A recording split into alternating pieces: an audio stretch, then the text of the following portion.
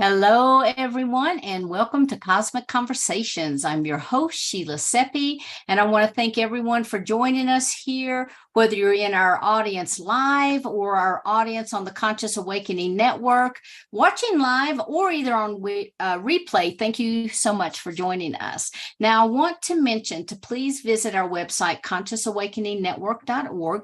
Check out all of our new offerings, the Marketplace, the Can Learn, and we have a lot of things that I think you're going to be very pleasantly surprised with. Check out our Can Radio if you haven't done that, and also visit the Galactic Alliance website so you can sign up to be on all of our weekly calls. And we will look forward to having you here in our audience with us. Now, tonight and for the rest of the month, my co-host is Glenda Dawson. And many of you know Glenda and love Glenda. And Glenda is a healer and a teacher and an author. And she has her own channel on the Conscious Awakening Network, where she hosts Glenda's Dragon Den, a Reiki show, Paranormal Dolls, and the Council of Nine. And I don't know how she gets it all done, but she does. And tonight we have a very special guest, Valerie Love. And Valerie is going to present us with some phenomenal information, and she's going to share her new book with us called The Witch Has Come. And this is how a modern day witchcraft has been, that's her title of her talk tonight, how modern day witchcraft has become mainstream. But she's also, I hope she's going to talk to us a little bit about this phenomenal book that she's written. I just got one in, and I tell you, I can't wait until I'm able to read this. But according to Valerie, she says that the witch was hiding for centuries, and for good reasons. Now, humanity has entered into a new eon where exploration of the latent spiritual gifts and abilities is required for our evolutionary ascension. We can no longer afford to be afraid of spiritual practices and abilities that we do not understand.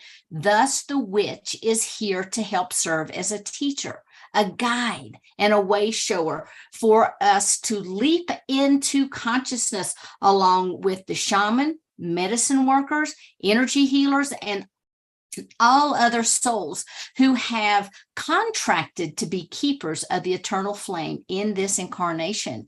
Now, this is the role of the witch and how she became mainstream, how we can align our inner witch, and what that witch can do in the world. So, Valerie, I want to welcome you, and I want to invite you to come up because I really want you to tell us a little about yourself. But before we do, I want to go ahead and bring Glenda up. And Glenda, since you're the co-host for the month, tell people a little bit about yourself, and then we're going to bring Valerie up and get started. Oh, thank you. I'm just a healer, like you said, although I don't like to call myself that. I've been a witch all my life, although I came out of the closet a little bit ago, so to speak. And I'm just here to help humanity in whatever way I can. That's basically it. Just take it from there. Oh, that's beautiful, Glenda. Thanks. And thanks so much for sharing with us. And now what I want to do is to go ahead and I want to bring up Valerie. Welcome, Valerie. I'm so excited that you're here. Tell us a little bit about yourself and how you got to where you are today. Oh my goodness, Sheila, thank you for the invitation. Thank you for creating this beautiful sacred space because it feels so good to be here. It just feels good to be in this circle. And as the universe would have it, thank you, Glenda the Good Witch, for co-hosting this show. You're welcome. Couldn't ask for better. Right. Well, my witch journey began, of course, when I was born, as Glenda said, and I always have had supernatural experiences. Ever since I was tiny, I remember seeing spirits. I was not afraid of spirits until fear didn't kick in the beginning. So 3, 4, I would see spirits, and I knew that some were untoward. I don't call evil or good or any of that. Some are untoward. So for me, it's either toward or untoward for you, for whomever you may be. So some of them seemed like they were ill-intended and they didn't have good intent, malintent. And so over the years, when I was about 8, my mother, maybe a little younger than 8, my mother met a Jehovah's Witness on the street corner of New York City in Harlem, where we lived. And when she met him, she was coming from the supermarket, shopping cart full of food. And I was with her, and she began asking this gentleman on the corner questions. And he flipped through the Bible, showing her different answers to her questions.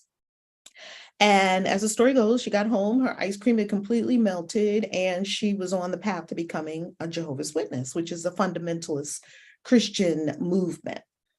So at that juncture is when we began to receive messaging that your experiences may be something that is not of God. Your experiences are not, you don't want to have these kinds of experiences. You don't want to see spirits.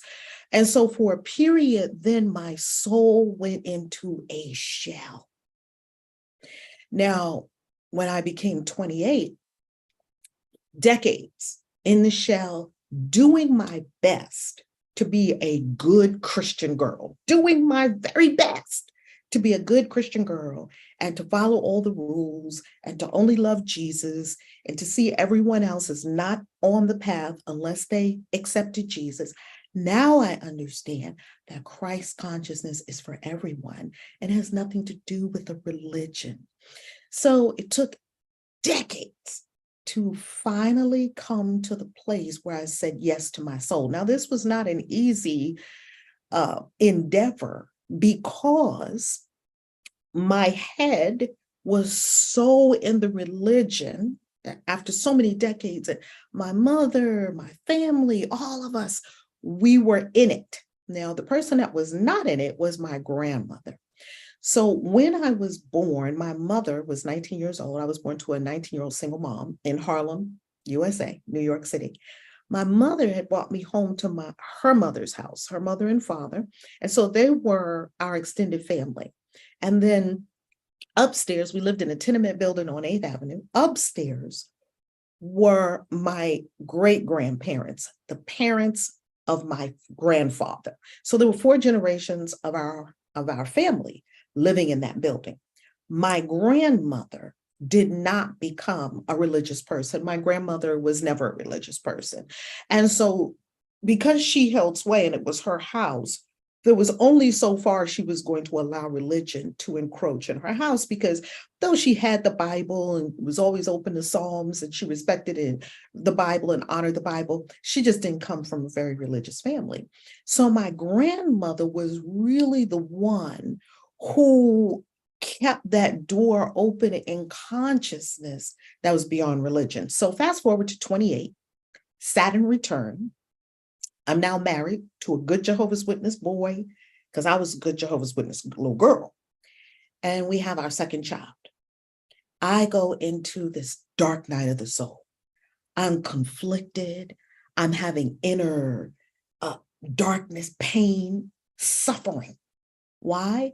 Because my heart and soul were leaping up to walk my path of magic and mysticism and to be the true expression of who I am. Yet my head was still deeply in the religion, even though it had been losing its grip on my head because it didn't have the answers I was seeking. There were questions I was asking that could not be answered in church, in any church. And those questions are only answered from our deep revelatory walk with spirit. Those answers come from within. So I couldn't get them from someone else, nor was I supposed to. And so I went into a dark night of the soul, deeply depressed. I have 2 children now. I have a husband. I have a house. I did all the things they told me to do. And I was deeply unhappy and conflicted. And so what happened?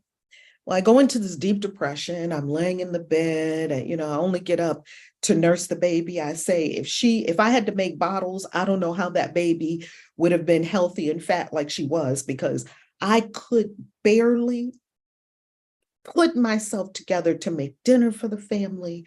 I was really, really depressed.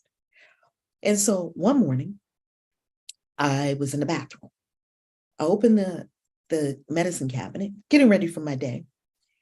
And I saw a bottle of pills in there, Motrin, 800 milligram Motrin. I still remember that bottle. These were pills the doctor had given me after I had the baby for any kind of pain or discomfort. And I looked at that bottle in the cabinet, and the thought came to me, how many pills would it take for me to go to sleep and not wake up again? I couldn't bring myself to ask the question, how many pills would it take to take me out of here? Because I'm done with this. I didn't even have the courage to ask that question. That was a scary question.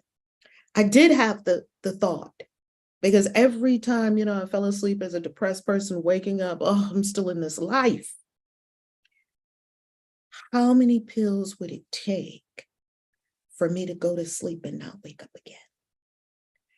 And reaching for it, it was almost being in the liminal between this world and the other world. And I always had contact with the other world. So I knew that the other world wasn't a scary place. And it's not a problem just to leave this world and go into another world. I didn't have any of those issues. That soul knowing stayed with me even through the religious indoctrination.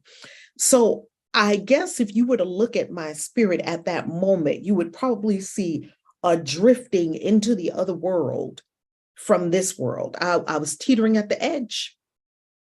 And something made me think about my children, my son, who was only 2, about to be 3, and my daughter, who was still nursing. She was a baby. And the thought came to me, who's going to take care of your babies? And I drew my hand back, and I became afraid of my own inclination. So I knew I had to do something because I was not well. And I knew I could not continue doing what I was doing, being how I was being. So I closed the cabinet door and I decided, I'm going to live. I'm going to live. If I could only see in that moment that I was going to live for the kids, I didn't know anything about being a witch, what that meant, being a teacher and author. I didn't know anything about that. I only knew that there was something very big for me to do on the planet, and this wasn't it. I knew that there was a life waiting for me that I wasn't in yet, and that I had not even said yes to. Well, one morning I'm laying in bed, and the voice, I could always hear the voice. The voice said, get up. I sat up in bed. It said, get dressed. Now that was a gargantuan task, because getting dressed for a depressed person, we're like Dracula, I got the blinds drawn, it's dark, and get dressed. Okay, take a shower, get myself together. I was literally at take one step at a time. I get dressed, it says go outside. It was giving me step-by-step instructions, because it knew if it had strung together 3 or 4 instructions, I probably wouldn't have caught it all, and I probably would have gave up from overwhelm. And it said, go outside. I went outside, and it was good. It happened on a day where hubby was home. He could watch the kids because I was having experiences. I went outside, and I stood outside my front door. And then it said, look up. And I looked up. The expanse of the blue sky just instantaneously lifted me. And later on, I found out from scientific studies that depressed people looking up at the sky do experience some kind of lift. Many depressed people can experience some kind of lift looking up at the sky every day. Then it said, breathe. And I took this long, deep, slow inhale and exhale. And the thought came to me, had I not been breathing all these years? I'm almost 30. I haven't been breathing. And then it said, walk. And I began walking. And from that moment to this one, I breathe, I walk, I experience the expanse of the sky. Almost every day, there's spiritual practices for me. And I found my path as a witch. So that's how it started, Sheila. What a story. That is a story, and that is a powerful story. You know, it's phenomenal when you think about looking up at the sky, receiving all of those new light encodings, how it really activated you. And it sounds like it kind of pulled you out of the dark night of the soul. Is that right? Yes, it did. Wow. Yes. So I can't wait to hear more of the story. What happened next? So when a soul wakes up, when my soul woke up, it felt like it had been in hibernation. I was ravenous, almost like a bear coming out of the cave after a dark hibernation, and it's just eating, eating, eating. I went to find every book I could find. Now, this was over 30 years ago because I'm over 60. I'm grown and sexy, right? I'm a big girl. So I'm in the 60 plus club. So this was about 30 years ago. And there was no internet. There was no search. There was no YouTube. But I'm so happy for YouTube now and for how there was no Instagram. So there was really no place. There was no internet. You know, we didn't even have AOL yet. You've got mail. We didn't even have that yet. Okay. So it was all about Barnes and Noble. It was the bookstore. That was it. There was no Amazon, right? So I'm in Barnes and Noble. One of my favorite places is Barnes and Noble. So I go on Barnes and Noble and I'm just looking. And first I go into the Christian inspiration section because I'm still, a Christian girl. I'm kind of scared to go anywhere else, right? So I say, maybe, in all these books, these Christian inspiration. And so I start reading these different books by T. Jakes and Joyce Meyer. And wow, this is great. This is great. This is great. I'm just reading. And then I start reading some books that are seeming like, oh my goodness, all the Christian conditioning is my soul going to the dark side, because now I want to read books about tarot and witches and crystals, and being psychic, and all these books were just speaking to me and something was awakening. Yet I was like, so afraid. So I remember buying a book, and I think this happens to a lot of witches, especially when we're coming out of whatever paradigm we were in before. That wasn't a witchy paradigm. And we heard things about the witchy paradigm that said, don't go there. No. Right. So I remember buying this incredible book by Deborah Lynn Katz, You Are Psychic. And I saw it in Barnes and Noble, right? And I said, oh my goodness, that's me, because my mother was psychic. My grandmother was psychic. I come from a long line of witches. They never called themselves witches. They were doing all these witchy things. And they were all psychic, and they had dreams about fish. Oh, this person's pregnant. And then, no, I'm not. No, I'm not. And then they find out, yes, you are. And so all these women were psychic. And so I knew I was psychic, and I picked up the book and I said, oh my goodness, great. I take the book home and I'm reading the book. Then one day I come out of the bathroom, I see the book laying on the bed, and I think, oh my God, I am going to the devil. I take the book, I throw it in the trash, right? In a fit of fear. Couple of weeks later, 2 or 3 weeks later, so I keep meditating. I stay in my spiritual practices. 2 or 3 weeks later, I say, no, that was a really good book. I go back to Barnes & Noble, buy the same book again, and said to myself, okay, you're making yourself crazy now. This is crazy making when you can simply accept who you are. Something was telling me, because of my spiritual practices, meditation, breathing, looking up, walking, being expanded, ridding my mind of the conditioning. Something was telling me, you're making this more dramatic than it needs to be. You can simply go with the flow, and you don't have to have all this angst back and forth. I had a Christian on one side and a witch on the other, and these two are not inherently opposing each other, not at all. I, in my mind, had thoughts that told me these two are different when they really are not. They are different ways of approaching the divine, of which there are billions and billions and probably trillions more that we have not explored yet. So that's how I came out of it. I just book after book after book and practicing and doing what I found in the books, meditations, visualizations, breathing. Never knew that breathing was a sacred practice, even though the voice had told me. Listening to the voice, come this way, my daughter, come this way. And that's how it unfolded step by step. Absolutely. And, you know, I think many people, when they have their spiritual awakening, find themselves, especially years ago, find themselves being drawn to the bookstore, sneaking into from the self-help section. Let's just move down a little bit more, you know, and starting to pull things. I know when I first started doing tarot, I mean, it was so spot on.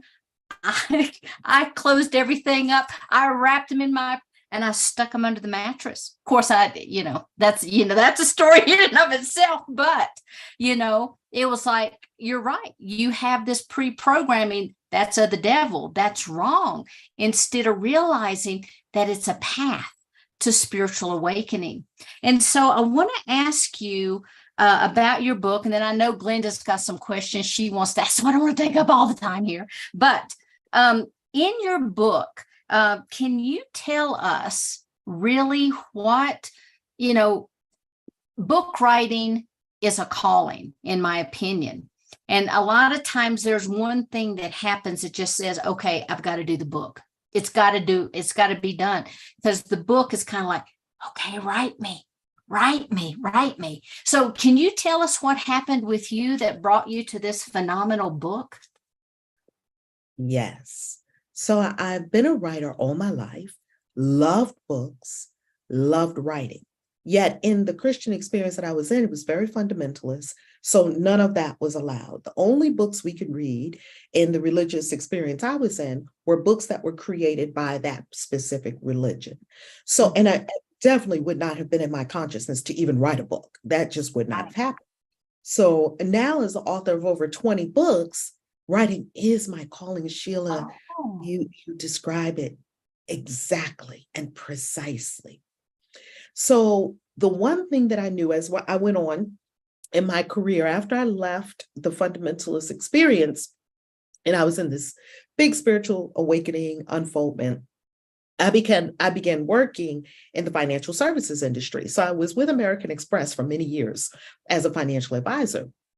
And while I was there, I had the bubbling up of the calling. It becomes insistent. Yes, it becomes insistent, and it's not going to be good to ignore it. It's not going to be good for me or for the world to ignore it. It's not going to be good for me to delay. And it doesn't mean that something bad happens. It means, I love in the Gospel of Thomas, where Christ says, if you bring forward that which is within you, that which is within you will save you. If you do not bring forward that which is within you, that which is within you will destroy you. So we know that there is some divine calling for every life, some upward movement or unction, or there's something that is within us that seeks expression, that if we do not allow that expression, then it's not good for the body, it's trapped energy, and eventually some things happen that are not the best for us or for the world, because that means then the world is not receiving our genius. So I knew that I was to write, and I would start this book. I would go to Barnes and Noble. Do you remember, Sheila, that big, thick book called The Writer's Market, where you want to get a book deal, you would have to write a query letter to an agent. Well, I was doing that every so often, it would be in all these books in Barnes and Noble. Barnes and Noble was my happy place. I would write these query letters. Oh, this one's going to be perfect. Rejection after rejection after rejection after rejection after rejection.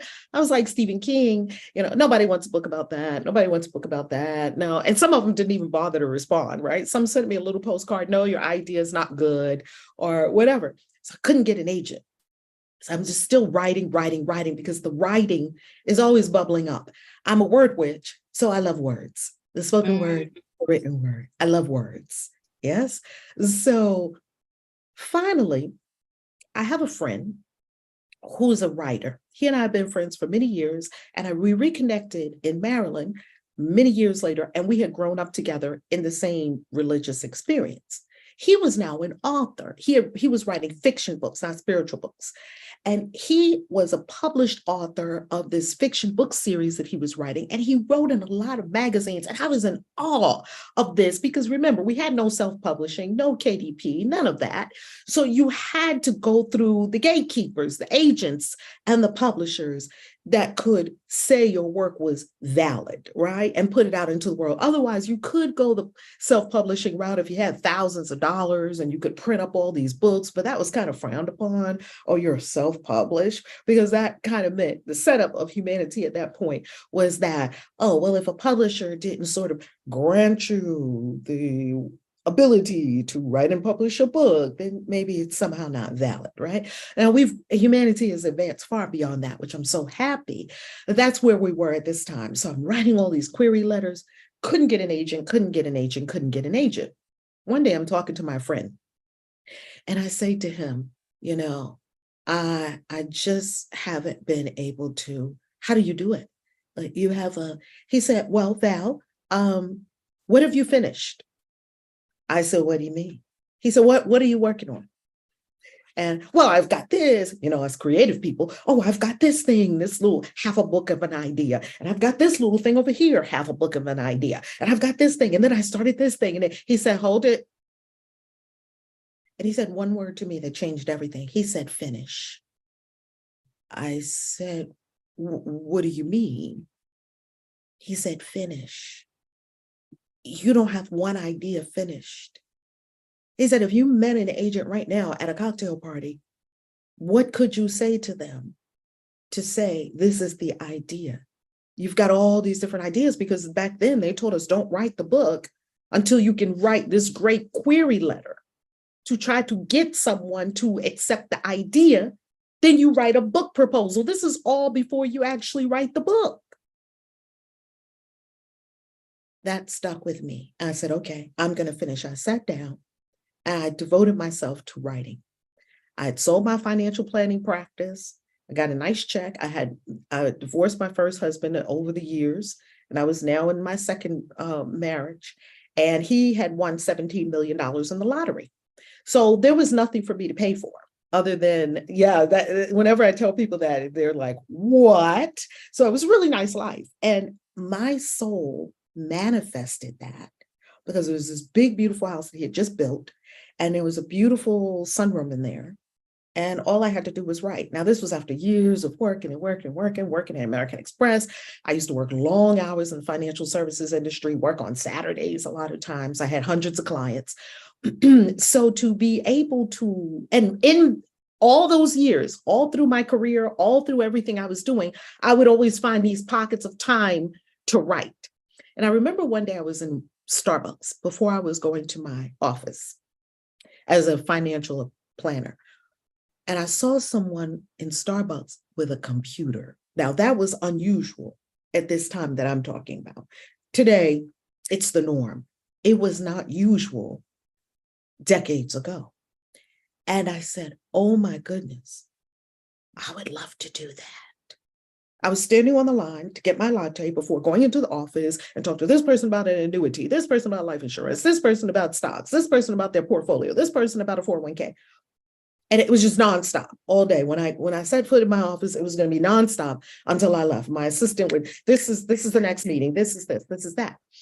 Well, when I made that silent pact with the universe, because these are pacts that we're making. Yes. When we say, I want to do that, and it's really heartfelt and it's coming from a soulful place. Well, that's exactly what happened. Not long after that, I sold my financial planning practice. I had met this wonderful man who had won $17 million in the lottery. weeks before I met him. And so my soul set that whole thing up that I could just sit down and write. There was not a financial concern, nothing at all. And I sat down and I took my friend Tim's advice and I wrote. And I just every day I woke up and I did my spiritual practices and I wrote and I wrote and I was in heaven and I did not realize the gift of writing that I had. Now, the first time I ever had the inkling that I had a writing gift, in addition to what was coming, the feedback, was when I was about, I think, second grade. And they told my mother, hey, we want to skip her because she's got this off the charts reading, the tests that they do. She's reading is off the charts. Her comprehension is off the charts. We want to skip her. And mom said, no, she might miss something. So just take her through the whole thing. And I'm like, oh, mom, please. I want to get out of this place. I'm in school, off staring off in other dimensions and other worlds. And the teacher's like, Valerie, pay attention. Oh, yeah. Okay. What are we doing on this dimension? Like a lot of kids that come in, star seeds and other children that come in, we're just not trying to sit in a classroom for 8 hours and just listening to, Charlie Brown, wah, wah, wah, wah, wah. So what I knew is that there was something to do with words. And I knew that in the second or third grade. So fast forward to high school. Now the religion told me it was never a thought that I would write books. That was in the soul and the consciousness. It wasn't in my conscious mind. That was just not even a possibility. Well, when I got to high school, one day I was in Washington Irving High School in New York City. It was an all-girls school in the 70s. And one day I go to we had little mail slots where the teachers and so forth would leave us notes. One day I go to my little mail slot and I pull it up and there is the head of the English department had left me a note. Valerie, I'd like to see you in my office this afternoon at 1:00 when you go on lunch. Come to my office. And I thought, oh my God, what did I do? Because I was so racked in fear. So I'm 16, 17, deep into the religious conditioning. It's so much fear. Oh my goodness, what did I do? Trying to be a good girl, right? I must have did something wrong. Did I not turn in an assignment? I'm going to get in trouble with my mom. But I don't even know what she called me to talk about. Yet fear. I go to her office. I'm sitting there trying to figure out, what did I not do? And she comes in, she says, Valerie, come on in. Thank you at first she wasn't there. So that just got me a second to sit there and just be in absolute panic about what I didn't do and how I'm going to get in trouble with my mom. She says, Valerie, come on in. I walk into her office. Hi, Miss Freeman. One of the greatest teachers in my life. Teachers are a gem. We remember the teachers who are profound in our lives. And teachers have the opportunity to be profound in young people's development. Mrs. Freeman said to me, Valerie, I've been reading your work. And I said, really? Still waiting for the axe to fall. She said, and it's amazing. I love your writing. And I thought, so I'm sitting there, the relief rolls off. Okay, I'm not in trouble. That's good. And then she says, we have a special program. And I myself teach it. She said, it is the top. I was coming at the end of the ninth grade. She said, it's the top 10 students in the 10th, 11th, and 12th grades. You stay with me for 3 years. And we read Chaucer and Shakespeare and the Epic of Gilgamesh. And we go all into all the literature and you write and you read. And I'm sitting there drooling like, I just went to heaven without the inconvenience of dying. Sign me up. Yes. And I was super happy that my mom, my religious mom, would go for this because they were okay with you having to read it if it was a school assignment. So as long as it was a school assignment, I could read all these books. Now, I could not read the Epic of Gilgamesh in my house. Oh, we could read all these school assignments. And so I got to be with Miss Freeman for 3 years. She really worked and needed my gift. When I turned in work where I didn't feel like doing it, she gave it back and said, you can do better. This is not your writing potential. And for 3 years, I stayed with Miss Freeman, and it was a great opening in the writing gift. So the universe will always put you in the place to develop your gifts. And so fast forward, ever since high school, that I'm always writing. I'm writing. I always have a journal with me. Every day I write. Finally, so let's fast forward to back to Tim Speller, who told me finish. I finished something. I said, okay, I'm going to do this. I write. For the first time in my life, I can devote myself to writing. Well, I find an agent who says, I like your ideas. She contacted me after all these emails I'm sending out, and she said, if you can you write me a book proposal? Yes. Never wrote a book proposal in my life, but I knew I had better say yes in that moment and then go figure it out and give it to her. I said, yes. She said, I tell you what, get me a book proposal. This was about April, because next month I'm going to a convention. It's big, and I'm going to meet with a lot of publishers, and I want to take the book proposals with me. I said, got it. Go back to Barnes & Noble, write out, because we don't have laptops in this day. I mean, we're ancient, right? I'm ancient. So I'm just talking about, we don't even have a laptop, right? I had like my laptop for American Express. That was a business computer. We wouldn't take that into Barnes & Noble or anything like that. So I'm writing these things. And then I get home and we have a big computer at home, and then I can put it on the computer to create this book proposal. And so I got from the writer's market, that big, thick book, the writer's market. I've just got to give so much thanks for the writer's market, because it just told the writers everything to do. And so I got the book proposal all together, and I gave it to her, and she said, okay, tweak this, tweak that. She helped me tweak it. She took it off to the book convention. Now I knew, don't talk to agents, because we're just mere underlings. And if an agent wants to talk to you from heaven, wherever they are in their ivory towers, they'll call you, but you don't call them, right? So I do hands off. April, I delivered the book proposal. May, she goes to the convention. I'm like, what's happening? I don't pay attention to that. Spirit says, right. I could hear the voice. Okay, you just keep writing. Don't think about, well, what's going to happen and when, and On my birthday, October, 6 months later, she calls me on my birthday and says, Valerie, I have news for you. I said, you do? She said, you might want to sit down. I sit down.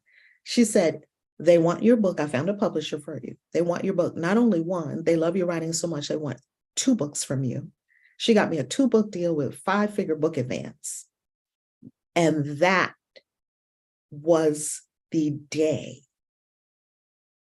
everything changed.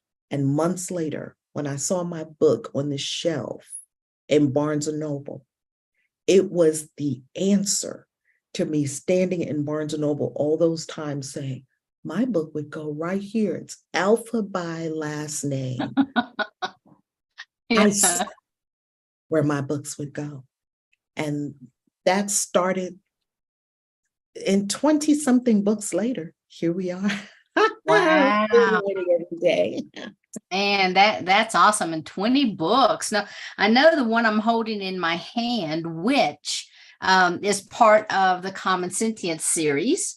And we actually are going to be having in October a phenomenal event called Let's Get Mystic with leading mystics from this particular book series. And Valerie will be there. Lisa, who was with us last week, Lisa Barnett. We've got Steve Farmer and William Henry and Neil Donald Walsh, Trisha McCannon, a whole bunch of people that will be there. And so you guys don't want to miss that.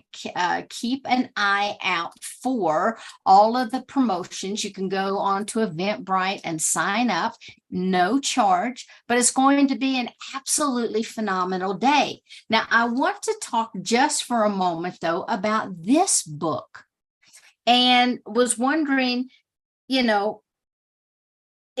just kind of, you gave me your personal background, but what brought you to write this book, and what is in here that makes this book feel so magical? I'm telling you, there's a few books, in my life that I've picked up, and there's like a little energy behind it. And honey, yours is one of them. I can't wait to read this. So please give us a sneak peek on what is in this phenomenal book. Well, this book is a collaboration of love because it's myself, it's Ariel, of course, and who is the founder of Common Sentience, who I love so very much. What a visionary to even anchor the divine idea of common sentience and then execute it in excellence, because Ariel just operates in excellence, and she is able to pull forward these sacred stories from authors in a very unique way. So that is the first thing that I will say is really unusual about it, is that she is able to draw forth those sacred stories. The way I met Ariel is that Max Tucci, a good friend of ours, we have a mutual friend, was speaking to Ariel, and she says, yes, I'm looking for someone to write this book with. She said, oh, there's one witch you need, because I had been on his show several times. He said, there's one witch that's going to write that book. This is the witch for you. I have her. And so he sent an email to me on a Sunday with the introduction. Ariel, this is Valerie. Valerie, this is Ariel. Ariel is a publisher, and she wants a book about witches. And Valerie, you're that witch. So do it. And I never go into email on a Sunday. I go to my email that day. I open it. I see the email. I respond right away. Ariel and I met, and we just go from there. So that is the first thing that I would say that makes this book so magical, is the connection, the synchronicity. This book wanted to exist, and it called itself from the ethers into this dimension through synchronicity. Max Tucci, Ariel, and the three of us having that divine connection. And then after that, we put out the call for stories from the sacred storytellers. So in the front of this book, all of the Common Sentience books follow a 3-part format. So part 1 is where we share the wisdom of the topic. So for witch, we share the wisdom of the witch. What is the witch? What is it all about? Then part 2 are the stories from our sacred storytellers. Now, I've got to tell you that there are some stories in here from witches that will have your jaw hanging open. Supernatural stories. Maybe not you all, because you all are used to supernatural things.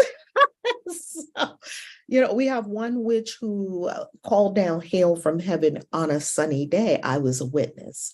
We have another witch who was called to the clan, and the chief of the clan said, take care of my son. The son was near to the gate of going out of this world into another world. And she began her work from the line of witches, the lineage of witches she is from, her sacred healing work, her herbs, wrapped them up like a burrito, began her incantations, knew the brews to create, and returned him healthy to his clan. We have a witch who was able to free the souls of slaves who were still entrapped in a prison in Portugal, at a point where they used to, during the Middle Passage, hold slaves.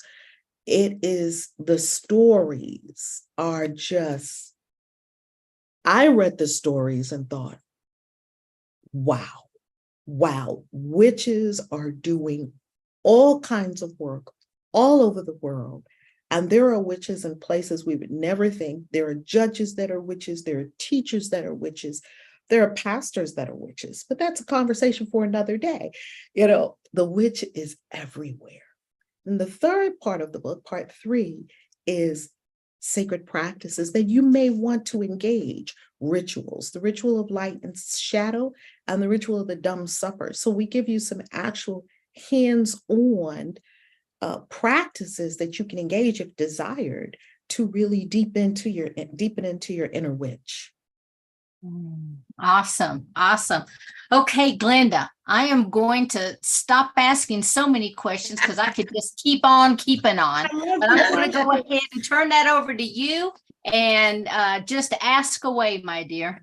All right. So from one witch to another, we always love to teach. So tell me about your Christian Witches Mystery School. So I am, oh my goodness, a witch is a teacher, a way shower, yes, Right.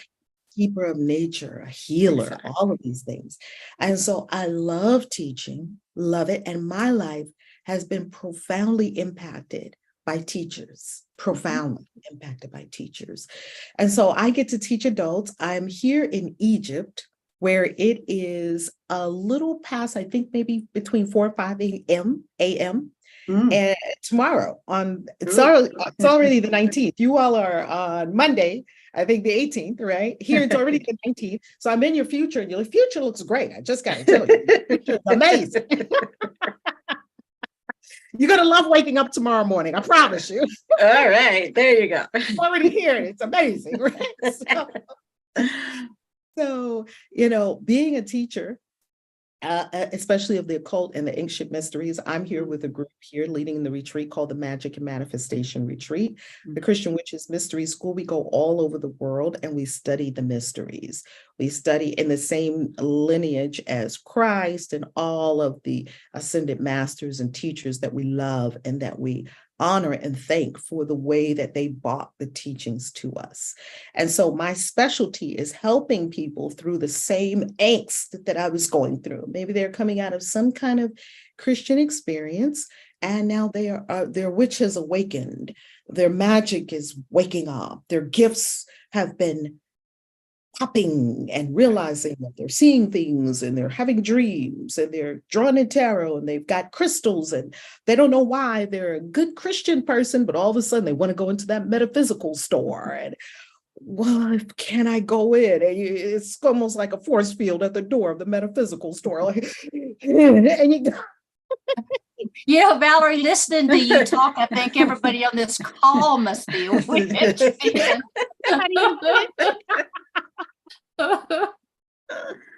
But could you define in your opinion, what a witch is? And then I'll be quiet, Linda. for me, a witch is a teacher, a way shower, a keeper of nature, an emissary of God, of the goddess, a healer. So the witch comes to us to connect us to nature, the ultimate healer, yes, and to point the way, show us the way to the light and the dark. So some work primarily in the light. The witch, and we have all different kinds of workers, right? Healing workers.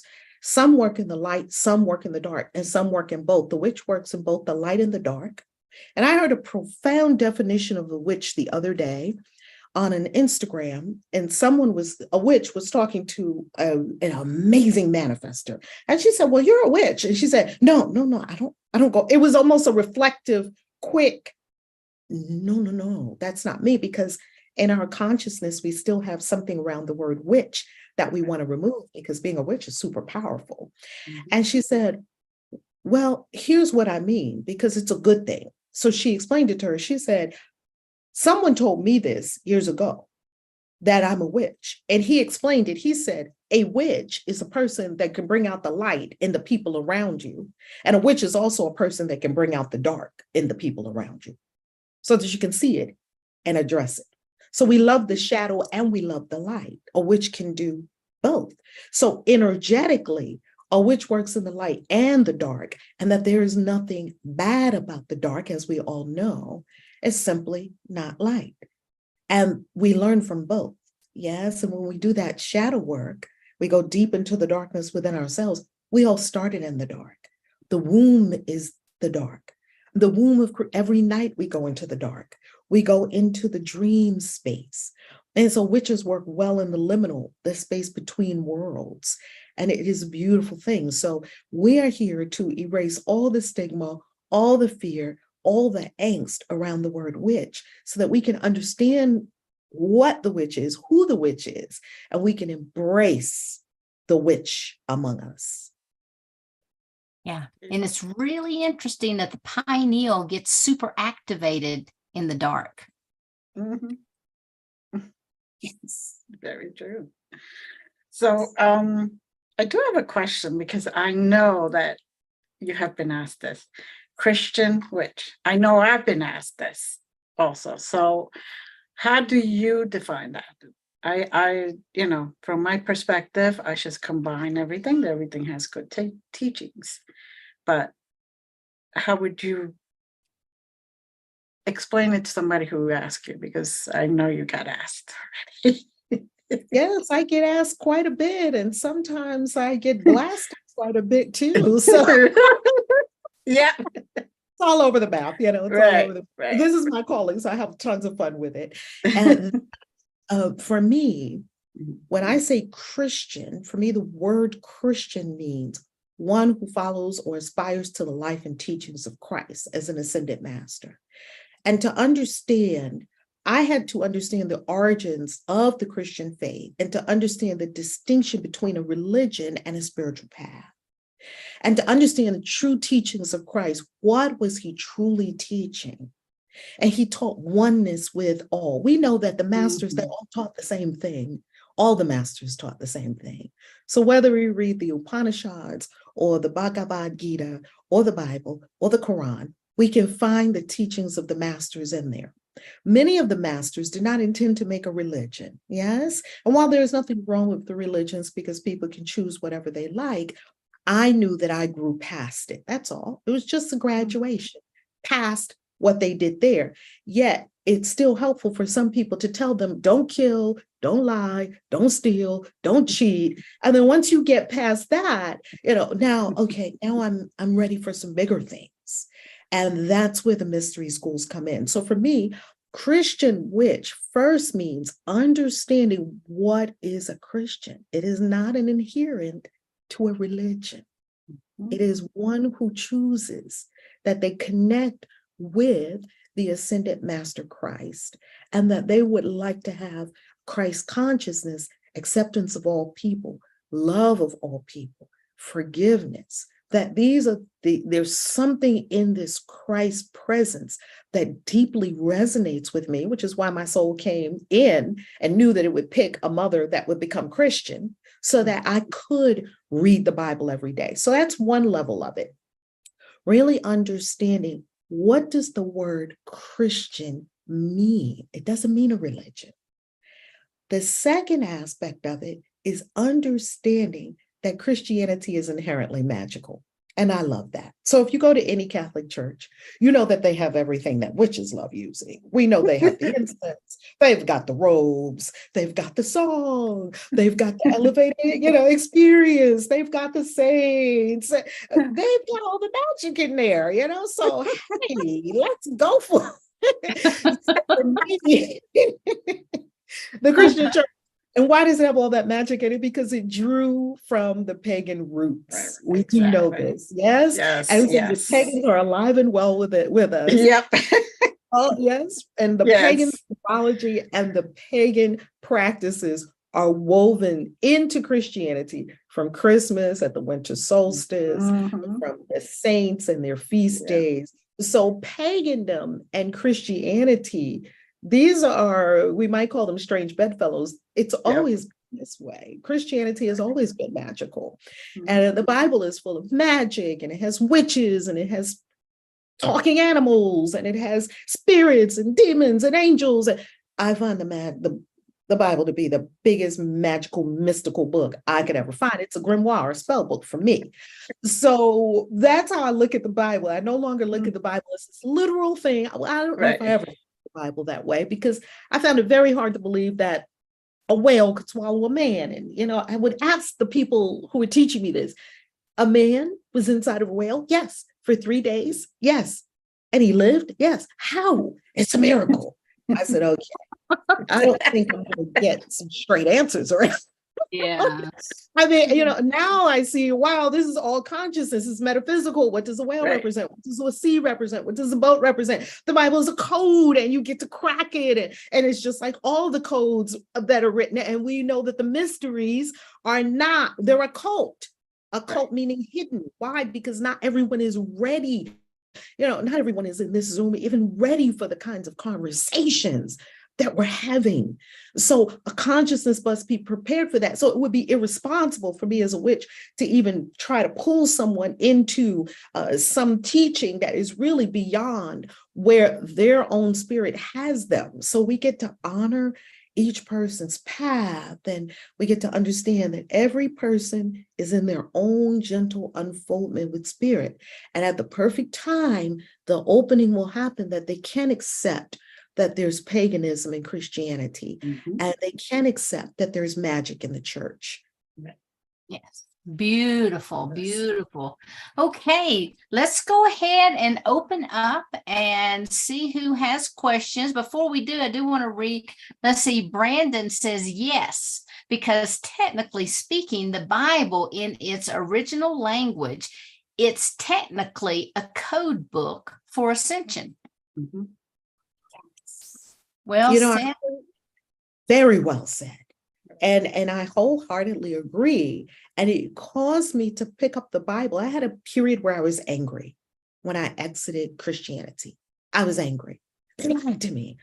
That's not how it happened. It's just, and what did I do? I took my Bibles and things, I put them in a room in my basement. I locked the door and turned around. And then I went into my hedonism phase. I went to the exact polarity because I said, okay, that's not it. I think I was having a Buddha moment, because we know that the Buddha was in this palatial place where it was just all pleasure, and he never saw an old person. He never saw a sick person. And then he said, you know what, this is not it. Something's going on here. And he went all the way to the other extreme. He had asceticism, and he didn't eat, and he was skinny and starving and all of that. And he said, well, this is not it either. So, the Buddhists say the middle way. And I kind of have that thing too. I have that, well, all this strict wearing a long skirt and don't sleep with anyone and don't do this and don't do that and don't do that. That's not it. And then I said, okay, well, I'm going to go out here and do whatever I feel like doing. And I did my drinking and I just slept with everyone. Hey, you look great. Come on, let's have a tryst. I was just doing whatever I felt like doing. I said, that's not it either. The whole holier than thou thing is not it. And the whole, hey, whatever, do whatever, that's not it either. So I had to come to that in my journey to see, oh, I am a spiritual being and I am a sacred being. And it would do me well to comport myself as such. And so that was part of the journey as well of, I call it the popcorn trail through the woods, right? And we all have one. We're taking this little popcorn trail through the woods and getting these awakenings and openings along the path. Just keep on your path. There's only two problems or two crimes in spirituality. One is don't start, and one is not keeping going. So just start and just keep going. Beautiful. Thank you. Thank you. Okay, Susie, you've got your hand up. Yeah, Valerie. Wow. I so relate to what you're saying. I mean, I had a death experience about 54 years ago, and the first thing I did was study Paramahansa Yogananda's biography of a yogi. And the next thing I did was read the Bible and study it. I think I memorized it. But so then, then I had a teacher who was basically in one of his past lives. He was John the Beloved, which was one of Yeshua's best disciples, friend. He taught. I kind of had a different thing. I would say I am not a Christian, but I am very Christ-like, and I am very Christ-centered. And there was a confusion because they were like witches were bad, and then I did the studies of the Nag Hammadi Library and the Dead Sea Scrolls, where we got more of they took all of the sacred feminine out of the Bible. Mary of Magdala was not a hooker. She was an Essene, a highly esteemed, and so was Mary, the mother of Yeshua. So they took all the sacred feminine. So that's why witches became like this negative, yucky thing. And my two favorite authors. One is the first time she's had a body. Her name is Anelia Benz, and she's got a book. I suggest it to everyone who's interested in what Valerie's saying. It's called Are You a Witch? And it is so fascinating. Her name is Inelia Benz, Benz. I'll try to put it in the chat after I'm talking. And then and then somebody suggested, because all I read was spiritual books, somebody suggested that I do science fiction, and somebody sent me Terry Pratchett, and I think I've read so many of his books. He's got so many books on witches. I feel like they are my friends. Called Witches Abroad. There's one called Equal Rights, where a woman who is a seventh son of the seventh son was supposed to be a wizard, but it turned out she was a girl. So I mean, magic powers and feminine. I mean, it's just so brilliant to know what we can be. They just taught us in the Bible that we couldn't be that because of everything in the fourth century when Constantine and the Nicene Council took so many truths out. But they found those truths when they found the Dead Sea Scrolls. I think there's at least 8 or 10 books on witches with Terry Pratchett. And whenever I am down, I got them on Audible books.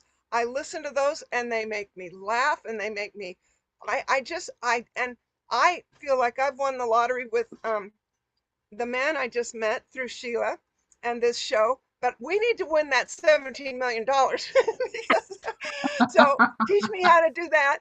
But my God, honey, you are just brilliant. Your essence is so beautiful. And honest to God, I just love you. I think this was just brilliant. I don't think I have a question. I just wanted to say, yay, yay, yay. You are so cool. And the fact that I want to get your book. I just think we need to teach what witches are, because witches are awesome. I mean, when you read Are You a Witch, you'll say yes. Everybody in this audience will say yes, yes, yes, I am a witch. Because and it, you can use dark magic and hurt people, but you don't have to. You can switch it, and dark, like you say, it's just not light yet. Anyway, I congratulate you. I think you're brilliant. I love you. Thank you for being with us tonight. I And love you, and I love your hat. You're oh snazzy. yeah. And tonight, if Sheila remembers, I'm going to sing a song, and I did find that one. I did found that one, and I'm going to dedicate it to Glenda Dawson here, our co-host, because it's Glenda the Good Witch sang it on the Wiz, and I sang it to Brandon. I sang it directly to him. I was guided to one of Hildegard's things. Anyway, love you. Thank you so much for being with us tonight. Love it. Oh, thank you. Thank you so much. Thank you. All right, let's see. Does anyone else have a question or a comment that they would like to make? Jim, I want to ask you your opinion, because I know you work with the elementals. I know you work with shamanism. And have you ever considered all of these, basically all of, I don't know if I say modalities, all of these different realms kind of working together as one? What is your thought on that? I think that we choose areas and paths, and I consider myself a druid.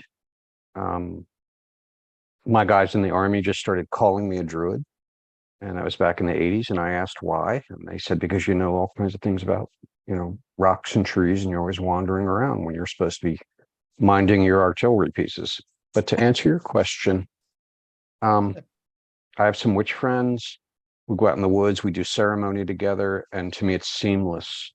I mean, I'm quite certain I could go out with our guest and sit down, and we would connect with everything around us. And I also consider all of this work to be like a potluck, where we need everybody.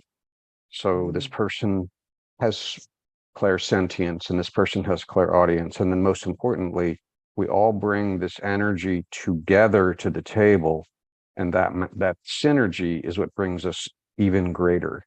I am always amazed at the witches that I know that are multi-generational witches. They've been reincarnated over and over. One of the most mind-blowing things I ever saw was I had a friend over, And she was an attractive younger woman, and my wife was very unwell. And my wife didn't like that. So my friend was very kind because she walked in. My wife was so unwell, she couldn't get out of a chair. And I watched my friend sort of take her hand and make a little snowball motion like this. And then with a big smile, tossed it at my wife. And suddenly my wife sat up, energized, enthusiastic, friendly, and ready, and had the best day in the world because my friend got it, you know, my wife needed some help. I love your question because it's something that I do think about a lot, that we need everybody doing all of this. I mean, look at our guest's last name. That's what it's about, you know. And those of you who know me, I had a near-death experience, and when I came back, I was taught it's about love. And very long story short, there's a poem by Jane Goodall, and it's extremely long, but it's summed up this way. We cross the bridge. Some of us look back at the earth and we realize what the earth needs. And there are people right up here like Sheila who's done this. And you realize the earth needs love and you're standing in perfect peace. So what do? You come back. You know, and the sense I get out of our guest is you've done that generation after generation after generation, that you're here to help. I know I'm here to help. Sheila, I'm very flattered that you would ask me, and thank you. I hope you're all well. Profound. You know, Jim, is it okay if I jump in here? Please, please. Yes. Yes. Two profound things Jim said. Spot on. One is that druids and witches get on like peanut butter and jelly. Love that. Yes. There was a druid who's a very good friend of mine. His name is Wayne. And he was the first person who I knew personally who would hold live rituals open to everyone at his home. And he lived on this great big plot of land in Virginia. And we would go to his home each year on Samhain, and Samhain is spelled Samhain for everyone who knows Samhain. It's a fire festival. He would hold this fire festival every year because he went to his ancestors. I believe it was either Scotland or Isle of Man, somewhere in that vicinity. And when he went to his ancestors, they gave him a sword. They gave him the specific instructions to have this sword made. They gave him the instructions of his druid lineage. And then they gave him the instructions and the blueprint for the ritual that he would do every year on the fire festival, and that he would do it with 3 witches. And he said, I don't even know any witches. Well, of course, what we know is when the ancestors and other beings tell us things, we don't have to know. It will unfold. He comes back to the United States. Sure enough, he meets one witch, and then another witch presents, and another witch. We go to the ritual. He's got everything there. His full druid robes. He's got this long staff. He's also a shaman. And every year we would go to the Samhain ritual. I think I went maybe 3 times. And we would all put on full regalia. And this was one of the most powerful druids I had ever met in my life. And every year he did that ritual for us, with us. Large groups of people would come to his home, and we would go out and we would do all these different things in the woods and whatnot. He did it every year with 3 witches. You are absolutely spot on about the druid and the witch and the shaman and the witch. Very, very close allies. I lead retreats all over the world, and we go to Peru. And one of my favorite shamans in the world, I love hanging with shamans. One of my favorite shamans in the world is Shaman Kush, who is our maestro, who supports us with our ayahuasca journeys, our San Pedro, our plant medicine journeys, as well as the sacred Temescal or the sweat lodge. And so I do my work with a lot of shamans and druids, and it is magnificent. So, what you're saying about us coming together, we need the witch and the shaman and the druids and the energy healers and the Reiki masters. The time right now is all hands on deck. So, whatever your gifts are, yes, we need them all at the buffet, at the banquet for humanity. The second one is my name, Love. So I was not born Valerie Love. I was born Valerie Lee Taylor on October 4th in a little tiny hospital in Harlem that is not even there anymore. The hospital does not exist, Sydenham Hospital. And for years, I never thought that I had the right name. Valerie was not an issue. I knew that my name was Valerie Lee Taylor because my mother's name was Jacqueline Lee Taylor. And back then they would just put some little name on you like Lee or May or Sue, Sally Sue or Joni May or Valerie Lee, or, they put some little handle in there. It didn't really need the handle, but they put a little handle in there. And it usually was maybe what your mother had. Well, and in a lot of lineages, especially in African diaspora and some of them also in Latin cultures, because my father is Puerto Rican and my mother is Black. So they go by the mother's name and the matrilineal line, right? So I got that naming. And I never felt like, and then I got married and my name changed, and I got divorced, my name changed again, then I got married again, my name changed again. And one day I was at a retreat in 2006. And I was just done with all these names I had. Oh, just papers and papers and papers with this name and that name and the other name and the other name. And I knew none of those were my name. So I stood in the Catskill Mountains at Omega. I was at a retreat in Omega in New York.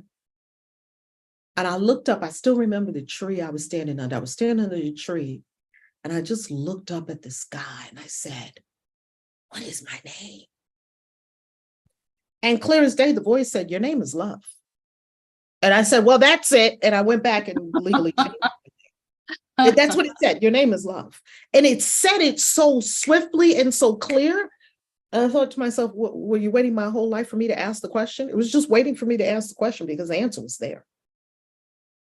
Absolutely. So thank you for that, Jen. Beautiful. Thank you. Okay. Does anyone else have a question or a comment that they would like to make? All I can say is, Valerie, it is so nice and such a blessing to hear from somebody else that is in the same path, walking the same road, so to speak.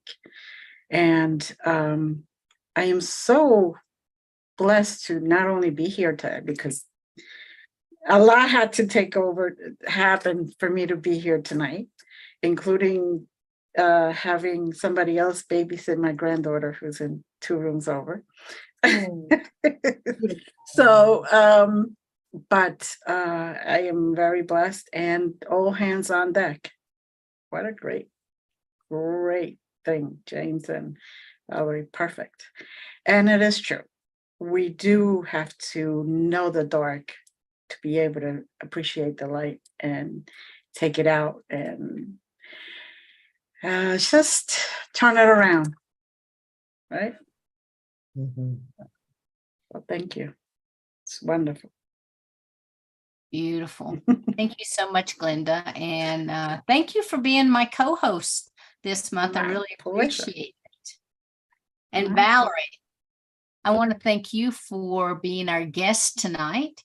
I want to remind everyone to check out Valerie's newest book, part of the Common Sentient series, Witch, Divine Alignments with Primordial Energies of Magic and the Cycles of Nature.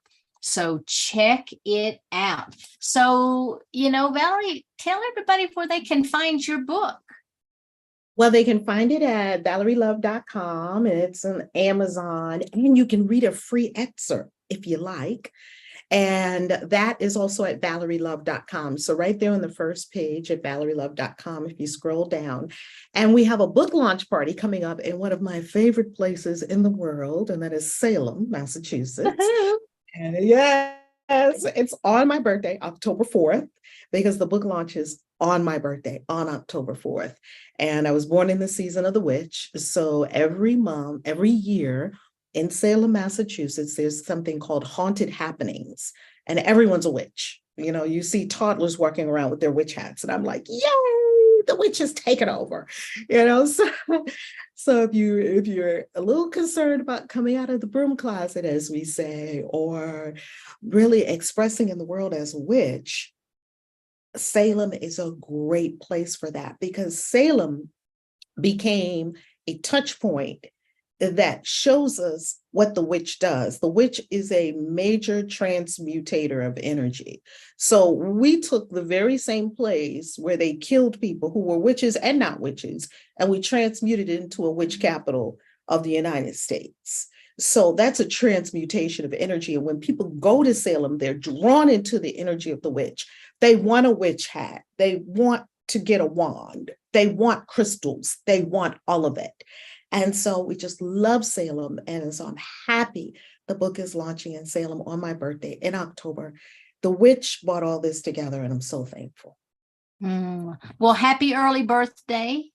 Thank Many you. and much success with your book, Witch. Again, you can check that out on the Common Sentience book series. You can go to sacredstories.com and check it out there. Valerie, one more time, if you'll share your website where people can find your book, get a hold of you, and find out what other offerings you might have. Oh, thank you so much, Sheila. So valerielove.com, and Valerie is spelled Valerie. So that's where you can find the kind of the world of the work that I do. And then if you're really into understanding more about Christian witches, we have christianwitches.com also. It's especially for people who has some kind of Christian experience and who know that they have an awakened witch, or a witch who's waking up, or magic powers, or the clairs, or waking up within them, to find the path of integration, and that these are not inherently opposing, and to be able to integrate that walk. And I have as a mission to help billions of Christians remember their magic and practice it, because Christians can be pretty magical, and you don't have to give up Jesus or your Bible to be a witch. That's right. Well, thank you so much. And one more time, I do want to share the website too. For Sacred Stories, you can check out all of these phenomenal books that they have. You can join us in October and listen to all these magical speakers. All right. So check it out. Check out Valerie's website, and check us out again next week, or on Thursday and Monday, right here. So Valerie, thank you so much. You've been a phenomenal guest. It was so fun having you here, and I appreciate the love that you bring through, your open-heartedness. I appreciate your, commitment to the path to bring light to as many people as you can. I appreciate Glenda for you on your path, and everybody here, because it takes all of us. It does. It truly does. And Jim, you made some profound comments. Susie's going to play for us. I know you thought I forgot you, Susie, but I didn't. I was just trying to wrap it up. So I'm going to go to Susie in just a minute. But for everybody that was here, thank you, thank you, thank you so much for being here. Thank you on the Conscious Awakening Network for hosting our programming and sharing us with the world. And Susie, take it away. Okay, this is for Valerie, for Glenda Dawson, the Good Witch, and for Brendan, and for all of you great witches out in cosmic conversations of the Galactic Alliance. If you believe with within your heart you'll know that no one can change the path that you must go. Believe what you feel and know you're right, because the time has come around. You can say it's yours.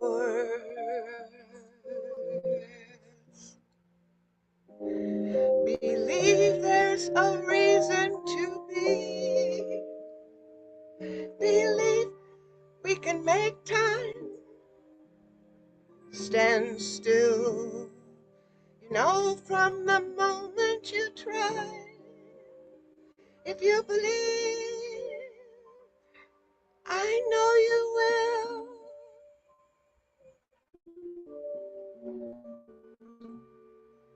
Believe in yourself right from the start. You'll have brains and you'll have a heart. You'll have courage to last your whole life through. Believe in yourself. Please, please, please believe in yourself. Believe in yourself as I believe in you.